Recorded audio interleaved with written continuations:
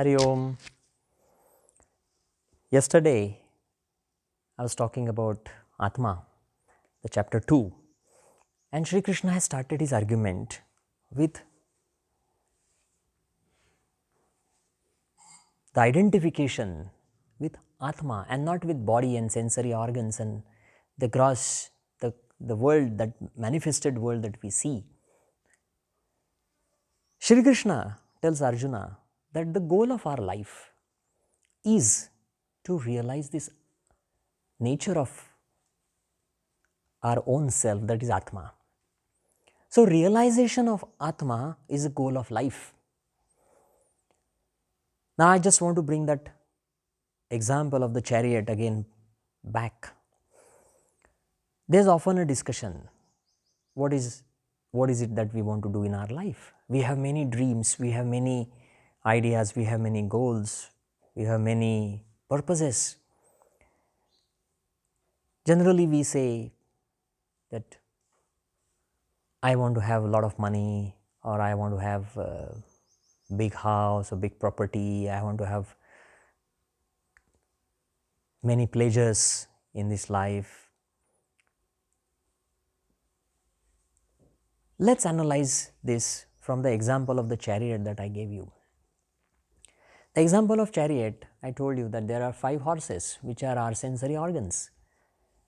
The rein, the strings that hold the horses is the mind, and that rein is in the hands of the chariot driver, which is our intellect. And the owner of the chariot is Atma. Now, the goals of our life, we can divide first material life. The eyes, the ears, the nose, the skin, the tongue, they keep telling us what should we have. We want to have this nice looking house, nice looking car, nice looking phone and all of that. That's our sensory organs telling us. I want to eat very nice food. That's my sensory organ. So, most of the goals which are connected with money are connected with sensory organs and sensory desires. The other material goal is again about power and ego. Power, I want to control. That is again connected with our sensory organs.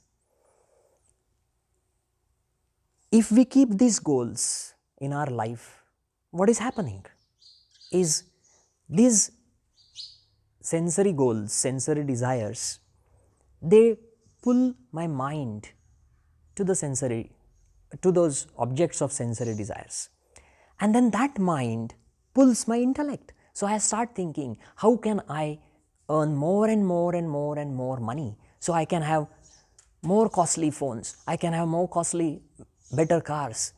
Why better cars? Because they make my eyes feel very nice, they make my skin feel very good. Oh, you travel in this car and you don't feel that you're traveling. That's a pleasure, it's a sensory pleasure. So, my intellect is helping my mind is helping my sensory organs achieve those goals. That's my material life, that's the goal of my material life. Sri Krishna has given a different goal. Look at the direction. He says, instead of looking towards the sensory organs as the purpose of your life, look at the Atma as the purpose of your life. And I told you, Atma is the idea of connection, interconnected consciousness. The idea is the Atma of equality. The idea is a concept of divinity. So, when I look at the Atma, the intellect is following the Atma. The intellect controls the mind and turns the mind to the Atma, and that mind turns the sensory organs towards the intellect and Atma. This is spiritual dimension. I am going to explain these 2 directions to you. The material goals that we have, the sensory organs that pull us, is there a limit? We have to ask ourselves. Probably you will have a goal. There was some surveys, they were done. Younger people, they were asked, teenagers were asked, adults were asked, what is your goal? And 80% of them said money and objects related to money, car, property, These goals, does it have any limit? If you get $1 million, what happens? Do you think that's it? No, you say now I want 2 million. When you get 2, you say I want 10. The goals have no limit.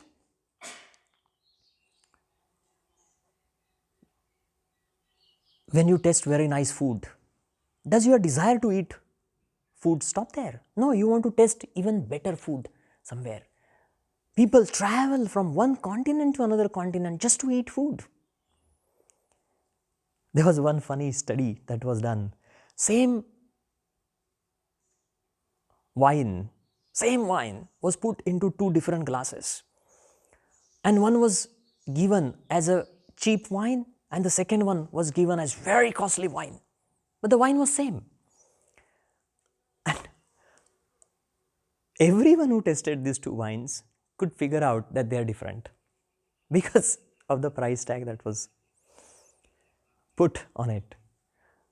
So it's our mind that just wants things better, but we really don't know what is better. Because everything that you go for in the name of better or even higher, there's no limit to it. Look at the clothes. You can get a simple t-shirt for $2 or you can get a t-shirt for more than $500. There's no limit to that. If you look at what is happening in these goals, or when you eat a chocolate, what happens? You feel happy. If you get a nice cloth, what happens? You feel great. If you get a nice phone, what happens? You feel great. What is it? We have to think. Where is that happiness coming from? Where is that joy and pleasure coming from? It comes from your own brain. There are certain chemicals in your brain that are secreted. The neurotransmitters, neurochemicals. And these chemicals create the sensation of pleasure. So can we say that when you eat a chocolate, it's actually a knowledge of the brain that this particular substance creates these chemicals and makes me feel happy or makes me feel the pleasure sensation. So it's actually a knowledge. It's actually a information that's there, or it's a learned condition of your brain, or wisdom, you can say. This is material dimension I'm talking about. So the knowledge is there as the source of everything. Earning more money and feeling happy is a knowledge that we have acquired. But then yoga says that the spiritual knowledge goes beyond that. Through the process of meditation, you can learn that you can be happy without chocolate. That's also a knowledge. So this is that other direction, the spiritual direction that I am talking about. Learning that I have earned a lot of money, but the money really doesn't make me happy. This is what Buddha learned. He was a king, he was a prince, but he learned that it really doesn't make me happy. This is a wisdom. This is that Atma direction, the second direction.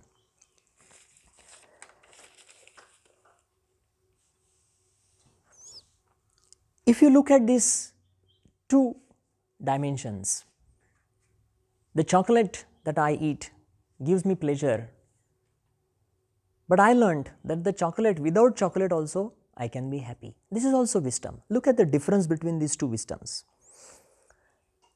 When I eat the chocolate, I get pleasure. Understand the nature of this pleasure. In Bhagavad Gita chapter 2, Shri Krishna has very clearly mentioned this difference. Now he is talking about the material pleasures, the sensory pleasures. So let's talk about it first. He says, Matra sparshastu kaunteya shitoshna sukha dukkada agama paino anityaha tan stitikshasva bharata. Says, hey Arjuna, The pleasure that you get with these sensory organs, sensory desires, is momentary. It doesn't last long. If you eat sugar, it gives you temporary happiness, but it gives you a long-term suffering. Now it's very well known that eating too much sugar causes diabetes, but just not diabetes, causes hypertension, just not hypertension. It's responsible for heart diseases, cardiovascular diseases. There's a lot of evidence now with the studies. So the sugar that you think is giving you pleasure is actually giving you pain. I gave you one example of sugar. Take example of anything. New clothes. You think they give you pleasure? Well, how long they remain new? After a few days when they get old, you feel sad. It's torn. New phone. Oh, very happy. You have a scratch on that glass of the new phone. How do you feel? Sad. So the same phone that made you happy is giving you suffering. If you don't get scratch, fair enough. But when you see someone else next to you having a better phone than yours, then whatever is your phone, it still makes you feel sad. So the idea here is very simple. The object that brings you pleasure, sensory pleasure, is the same object that will give you suffering and pain. So Shri Krishna is telling Arjuna that leave this experience of pleasure and pain connected with sensory organs, because it's the nature of those sensory desires, and they are not important for you. So everything that comes with money, everything that comes with ego, everything that comes with power has its own limitations. It may give you pleasure, but it will certainly bring pain with it as well. There's a very interesting study that was done. I'll just very briefly tell you. There were two monkeys, they were brought into research lab, and in that research lab they were kept in a small glass enclosures open from top, and the glass enclosures, both enclosures had two holes. A researcher went to the first monkey and the researcher tried to give an object, non-eatable object. The monkey didn't know what it is. It took it, checked it, smelled it, realized it's nothing that it can eat. It just dropped it. But the researcher through the other hole asked the monkey to give that object back. The monkey didn't understand, but finally he gave it back. The moment he gave that back, the researcher gave the monkey a small piece of cucumber, very nice juicy cucumber. And the monkey smelled it, he was very happy. The second monkey was watching the first monkey, say, what is happening? Oh, he got something. Oh, cucumber. Oh, wow, I didn't get it. But anyway, the first monkey was eating it and he was very happy. While he was eating, he was showing it to the second monkey. Look what I am eating. It happened 3-4 times. The researcher went to the second monkey. And the researcher gave the object, the same object, non-eatable object, to the second monkey. The monkey learned from the experience of the first monkey. So this monkey didn't even bother to smell. He just gave that object back and asked for cucumber. But instead of cucumber, the researcher gave this monkey a very nice, sweet, big, juicy grape. The monkey was even more happy. He smelled it. But when he got it, what he did was very interesting. He showed it to the first monkey. The first monkey was surprised, say, oh, instead of cucumber, he got grape. So the second monkey was also happy. Then the researcher came to the first monkey and gave the object again. Now this monkey immediately gave that object back and asked for a grape. But instead of grape, the researcher gave him cucumber. You know what happened? You can imagine. The first monkey got so angry that he threw the cucumber at researcher because he wanted grape. Just see the situation without getting involved in the story. First time he got cucumber, he was happy. Second time he got cucumber, he was angry and sad. The object that gives you pleasure often gives you pain.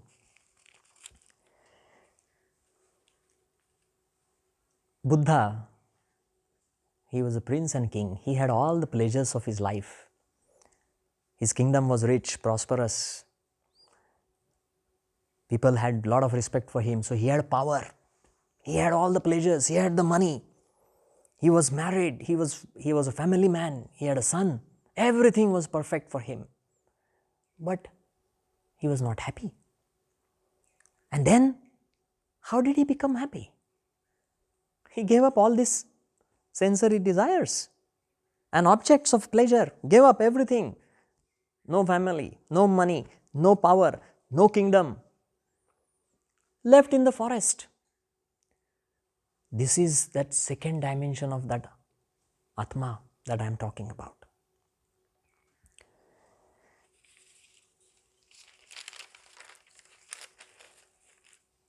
Now, Sri Krishna further highlights the pain and suffering aspect of this stress, of this anxiety, of this depression, of this anger that comes with the sensory desires and ego.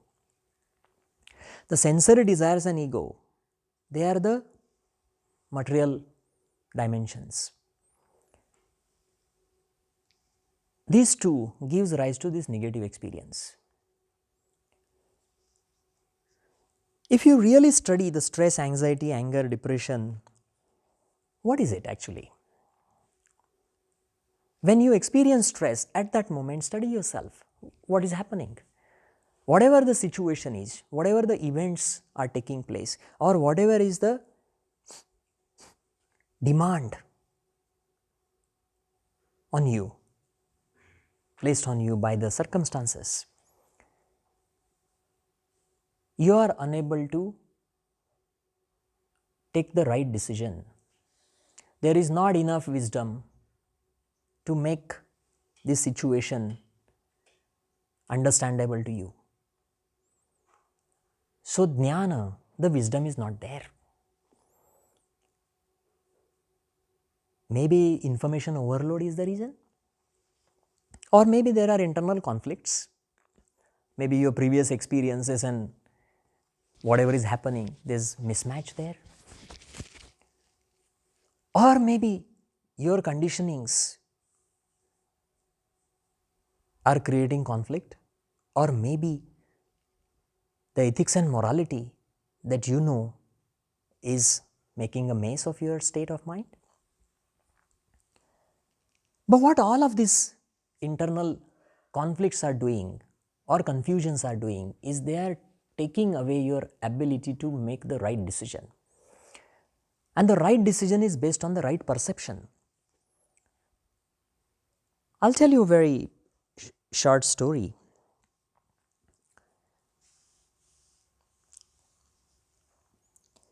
There was a soldier and he had a fear of water, as he didn't know how to swim. And that fear of water resulted in fear of boats. So he could not travel on a boat. And if he would get on the boat, he would have panic attack. One day he was asked by the king to join a journey on a boat. He could not refuse the king, so he had to go there. But when he got on the boat, when the boat started, poor soldier, he had a panic attack. When he had a panic attack, it was awful. He was shouting, he was crying, he was saying he can't breathe, he was saying he's going to die now. It was quite sad for the king to see that panic attack. So the king said to the captain, please turn the boat, we will drop him to the doctor. The captain was a wise man. He said, my dear king, give me a few minutes. I will try one technique. If it works, we don't have to go back. King said, okay, but be gentle and kind. Captain said, no problem, my dear king, I will do that. After 5 minutes, the captain came back. The king asked him how the soldier is feeling. Captain said, "My dear king, please, you have a look at him, you sir." The king went to see that, and what he saw surprised him. The soldier was very calm and quietly sitting on the boat. He said, "What did you do?" The captain said, "I didn't do much. I just went there and then I pushed him in the water." "Are you crazy?" "And then what happened?" "He started drowning. Then I pulled him out of the water. Then I put him in the boat. Then he's fine." How come this transformation happened? The captain said that, "My dear king, before he used to fear that if he sits in the boat will drown him. That was the knowledge that he had. And that made him scared. When I put him in the water, he started drowning. So he experienced what is drowning. And then after that drowning experience, when I put him in the boat again, his knowledge of the boat changed. He realized that in the boat you don't drown, but actually boat saves you from drowning." And that made him calm. So what happened? His wisdom brought change into his experience, and the anxiety and stress gone. It's the wisdom, it's the knowledge that is necessary for us to deal with this negativity is created out of sensory experiences, our desires, our ego. And what is that knowledge? And that knowledge is that first example of the chariot I was giving you. The knowledge is, instead of the sensory organs as our purpose and life goal, the Atma becomes a life goal. A very interesting story of Buddha is there. Buddha was sitting under a tree in a town, and some young boys came there to blame him because they thought that he is not a right person. He might be a thief or someone who is trying to cheat us. So they started saying something bad about Buddha. Buddha was very quiet. He didn't say a word. This went on for an hour. The boys used many bad words for him. Buddha was very quiet.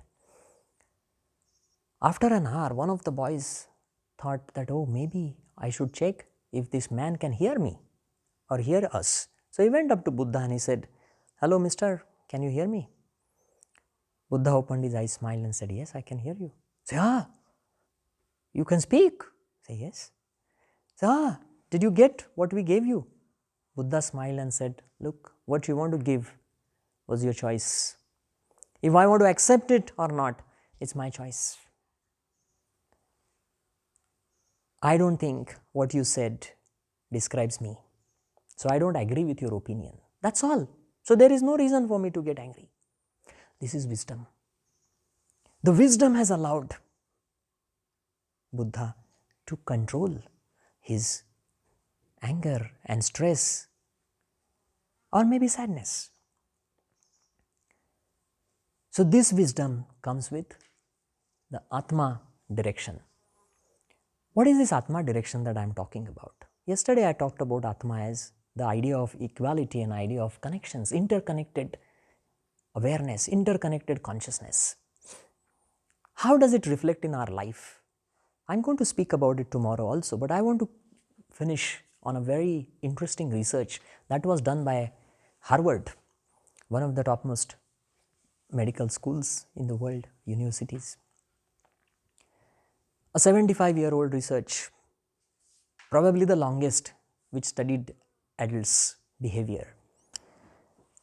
Around 724 men were studied for 75 years for their health and happiness from different backgrounds. And the conclusion of that study is fantastic. The people who were healthiest were happiest. And what was common in them? Did they have a lot of money? Money and power and fame actually had no role to play in their health and happiness. What was the role? What played the role, the significant role? That was their relationships. The relationships either were personal relationships, family relationships, friends, or society. And these relationships kept them healthy and happy. What is this relationship? How do you build relationships? Relationships are built when you understand the person as equal. The relationships are built when that equality brings unconditional love into your heart. Relations are not built by give and take. Relations are only built by give, give, give, and give. And what do you give? You sacrifice your desires for the person. If you have a chocolate, you eat it. You get sensory pleasure. But if you have a chocolate and you share it, you build a relationship. And that building relationship still makes you happy. This is Atma direction. That interconnected consciousness is our purpose of life, purpose of our karmas. So every action, if it is in this direction, that connection is not necessarily only with people, it's with every object in the mother nature. That's why when you go and see the sunrise, it makes you feel happy. What is there? So hot, right now it's so hot. You don't feel it. When you see the sun, brings you the energy because it's that Atma experience. When you see this beautiful waterfall from the nature, it brings you that happiness. That's Atma dimension. When you see a little child, very young child, smiling, which is beyond desires and ego, that child awareness is beyond desires and ego, that makes you smile, that makes you happy, is Atma dimension. When you serve someone, when you help someone, that makes you happy, that is Atma dimension. I'm going to give you a last example, very interesting example. When there is something bad happening into your friend's life, you are of course sad, your friend is of course sad. There's no doubt about it. But then when you go and meet your friend, you gave your friend a hug. You have tears for your friend. What does your friend feels like? Does he feel sad or good? Does he feel happy in that sadness? Do you feel happy in that sad event? If you think you feel happy, that is the Atma connection. That is that interconnected consciousness which should become the goal of our life. So I'm going to stop here today. Hari Om.